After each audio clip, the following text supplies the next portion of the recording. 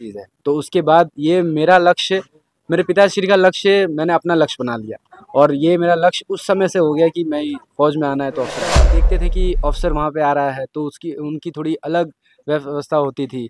तो वो चीज़ देख के हमें काफ़ी अच्छा लगता था कि हम भी अपने जज्बा हो देश की सेवा करने के लिए तो कोई भी मंजिल मुश्किल नहीं होती है। आज हमारे साथ ऐसे ही एक व्यक्ति जुड़े हुए हैं जो देश की सेवा करते हुए और आज अपने गांव ही नहीं पूरे जिले और बिहार और पूरे अपने देश का नाम रोशन किए हुए हैं।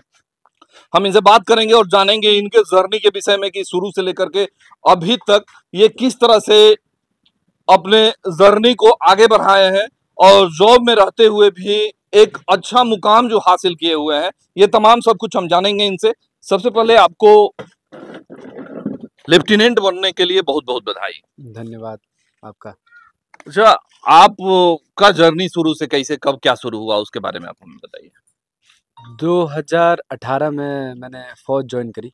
उससे पहले मैंने अपनी स्कूलिंग केंद्रीय विद्यालय पुणे से कंप्लीट करी क्योंकि मेरे फ़ादर फ़ौज में पहले जॉब करते थे। उसके साथ इधर-उधर पोस्टिंग होने की वजह से पुणे में हमने 10th और 12th वहीं से कंप्लीट किया और उसके बाद फिर मैंने 2018 में फ़ौज जॉइन करी as a radar operator army air defence में। उसके बाद जब फ़ौज में गया तो उसके बाद मुझे आर्मी कैडेट कॉलेज जिसे एसीसी के नाम से जाना जाता है, उसके बारे में पता चला। तो वो एक सीढ़ी थी मेरी ज़िंदगी में आगे बढ़ने की। तो वो मेरे को बताया गया कि अगर उस एसीसी एग्ज़ाम को अगर आप निकालते हो, तो फिर आप फ़ौज में अफ़सर बन के निखरोगे। तो मेरा बचपन का सपना था कि फ़ौज में अफ़सर बनना, तो वो सपना वापस मेरा जागरूक हो गया। तो फिर मैंने वो एसीसी एग्ज़ाम दिया, एग्ज़ाम निकाला, एग्ज़ाम निकालने के बाद फिर उसके बाद एक एसएसबी इंटरव्यू होता है। एसएसबी इंटरव्यू 5 दिन का इंटरव्यू कहलाता है। उस इंटरव्यू को निकालने के लिए मेरे अफ़सरों ने, मेरे जो सीनियर थे उन्होंने काफ़ी हेल्प करी मेरी, काफ़ी चीज़ बताया कि क्या होता है, कैसे इंटरव्यू होता है। उस चीज़ सब कुछ सिखाने के बाद जब मुझे लगा कि हाँ, मेरे अंदर कॉन्फिडेंस आ गया है, तब मैं एसएसबी इंटरव्यू के लिए गया, जहाँ मेरा 18 एसएसबी इलाहाबाद मेरा एसएसबी सेंटर पड़ा। फिर वहाँ जाके जब मैंने एसएसबी को फ़ेस किया, तो मुझे पता चला कि वाक़ई में इंटरव्यू थोड़ा टफ़ होता है, लेकिन अगर आपने दिल में इच्छा ठान ली है कि आपको कुछ करना है आगे, तो आप वाक़ई में उस चीज़ को अचीव कर सकते हैं। तो आपने बताया कि हमारे पिताजी भी फौज में थे। जी। मतलब कब से आपके दिल में ख्याल आया कि नहीं हम भी फौज में जाएँगे?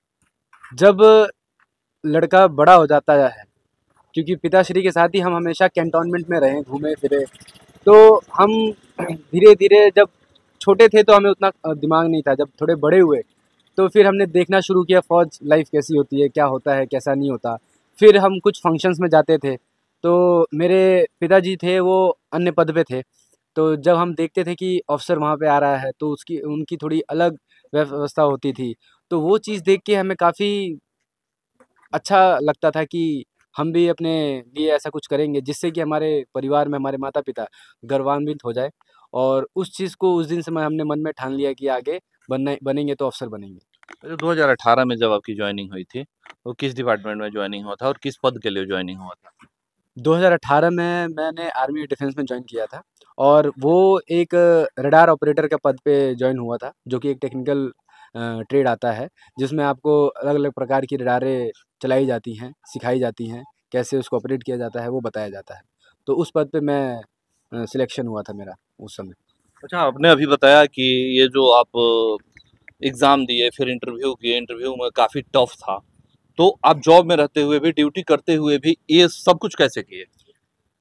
जब आप मन में आपने ठाना है कि आपको कुछ आगे लक्ष्य आपको प्राप्त करना है, तो कोई भी मंज़िल दूर नहीं लगती है और कोई भी चीज़ कठिन नहीं होती है। जब मैंने इस चीज़ को अपने मन में ठाना, तो मैं ड्यूटी देता था, फिर ड्यूटी देने के बाद फिर हमें 4 घंटे, 5 घंटे का रेस्ट होता था। तो अगर मैंने उस समय सोचा होता कि मैं रेस्ट करता हूँ, तो फिर आज मैं इस पद पे नहीं होता। तो फिर मैं अपने 2 घंटे ड्यूटी के बाद मैं 4 घंटे पढ़ाई करता था। स्टोरियाँ लिखता था, बातें करता था, यहाँ तक कि अगर मेरे पास कोई बात करने के लिए नहीं होता था, तो फिर मैं यहाँ तक कि कॉल सेंटर में फ़ोन कर देता था कि चलो कोई तो बात होगा, किसी से बात होगी। तो ये सारी चीज़ें बहुत मेहनत की और वो मेहनत आज रंग ला रही है। अच्छा, तो इनके इतने दिनों के बीच में जो जॉब 2018 और 2025 के बीच में और यहाँ तक के सफर में आप एक रडार ऑफिसर के लिए आप ज्वाइनिंग किए थे और आज लेफ्टिनेंट बन गए। तो इतना दिन के बीच में सबसे ज़्यादा सहयोग आपको कहाँ से मिला? आपके घर वालों से मिला या फिर आपके विभाग से मिला या किसी ऑफिसर से मिला? पहले तो मुझे सहयोग मेरे माता-पिता से मिला, क्योंकि उन्होंने जब मुझे जिस किसी भी चीज़ की ज़रूरत पड़ी, उस चीज़ में मेरा साथ दिया। मैंने कहा कि मेरे से ये नहीं हो पाएगा, तो उन्होंने मुझे मोटिवेट किया कि नहीं, आगे करो, होगा आपसे। तो वो चीज़ मुझे अंदर से मोटिवेट करती थी कि चलो मेरे साथ, मेरे पीछे कोई तो खड़ा है। फिर जब मैंने यूनिट जॉइन किया, तो यूनिट में मेरी काबिलियत को मेरे जो सीनियर ऑफ़िसर्स थे, मेरे जो सीनियर भाई-बंधु थे, उन्होंने पहचाना। उन्होंने फिर मेरी इस काबिलियत को सराहना दी और बोला कि नहीं, आप प्रिपेयर करो इस चीज़ का, हम आपके साथ हैं। तो मेरे जो कमांडिंग ऑफ़िसर थे, उन्होंने मेरा साथ दिया और मुझे प्रिपरेशन के लिए बहुत समय दिया और फिर उसके बाद फिर जब मैंने जब मैंने अपनी मेहनत पे लक्ष्य प्राप्त किया, तो मेरे सीओ जो थे कमांडिंग ऑफ़िसर, वो बहुत खुश हुए और उन्होंने मेरी बहुत प्रशंसा की। तो मैं अपना श्रेय अपने माता-पिता और जो मेरी पुरानी यूनिट थी, उनको देना चाहूँगा। अच्छा, आपने बताया कि हम जाते थे बचपन में अपने पापा के साथ पार्टी वगैरह में जाते थे, पापा भी फौज में थे, तो वहाँ से हमको प्रेरणा मिला, देखते थे ऑफिसर लोग जब ये हैं, तो उस समय का कोई खास ऐसा पल जो आपको दिल को छू गया और वहाँ से आप प्रेरित हो गए कि नहीं, हमें भी ऑफिसर बनना है? पल तो वैसे ज़िंदगी में बहुत हैं, लेकिन बात ये है कि आप किस पल को बहुत इम्पोर्टेंट मानते हैं। बात इस चीज़ की थी कि इम्पोर्टेंट वही पल होता है जहाँ से हमारी चेंजिंग शुरू होती है और हमारा सपना बन जाता जी, है। बिल्कुल। तो जब ज़िंदगी में मैं जब छोटा था, तो मेरे पिताजी हमको एक पार्टी में लेके गए। तो उस पार्टी में क्या था कि कुछ चेयर प्री ऑक्युपाइड थी। मतलब बोलते हैं ना कि हम जाते हैं तो रिज़र्व। तो वो रिज़र्व्ड चेयर पे क्या होता है कि हम सोचते हैं कि ये किसके लिए है, और फिर कुछ चेयर होती हैं पीछे जो कि सब बैठ सकते हैं उस पे, जनरल के लिए होता है। इन जनरल्स के लिए होता है। तो मैंने अपने पिताश्री से पूछा कि ये चेयर पे हम नहीं बैठ सकते? तो पिताश्री ने बोला कि नहीं, अभी नहीं बैठ सकते। तो मैंने कहा क्यों? तो ये अधिकारी के लिए है। मैंने कहा कि ऐसा क्या होता है अधिकारी के लिए? उस समय छोटे थे, उतना पता नहीं था। तो जब मेरे पिताश्री ने मुझे इस चीज़ के बारे में बताया, तो उस दिन मेरे दिमाग में वो चीज़ क्लिक करी और मैंने सोचा कि जब पिताश्री को इतना इस चीज़ का इम्पोर्टेंस है, तो मेरे लिए भी ये बहुत इम्पोर्टेंट चीज़ है। तो उसके बाद ये मेरा लक्ष्य, मेरे पिताश्री का लक्ष्य मैंने अपना लक्ष्य बना लिया और ये मेरा लक्ष्य उस समय से हो गया कि मैं फ़ौज में आना है तो अफ़सर बन के आना है। अच्छा, एक तरफ देखा जा रहा है कि आज के युवा जो हैं वो रील के चक्कर में या फिर सोशल मीडिया पे काफ़ी टाइम बिता रहे हैं, है ना? सोशल मीडिया से बहुत कुछ ही कर रहे हैं। लेकिन आज हम एक नज़ारा देखें कि आप यहाँ के प्रकाश सिंह पुन्नू हैं, भावी जिला परिषद प्रत्याशी हैं और वो आपको एक भागवत गीता से सम्मानित किए हुए हैं। वो क्षण कैसा रहा आपके लिए और भागवत गीता के बारे में आप क्या सोचते हैं?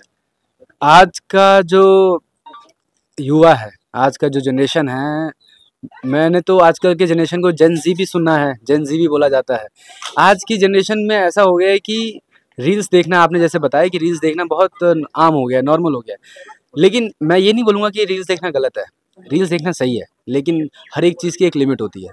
जैसे कि रील्स में बहुत सारी चीज़ें जो होती हैं, बहुत जानकारी वाली चीज़ें मिलती हैं।